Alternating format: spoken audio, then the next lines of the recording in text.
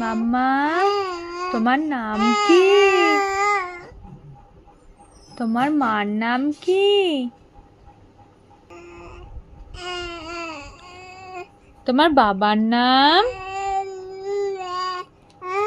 তুমি কোথায় থাকো? হ্যাঁ, ঠিক বলেছো, কাঁচরাপাড়াতে।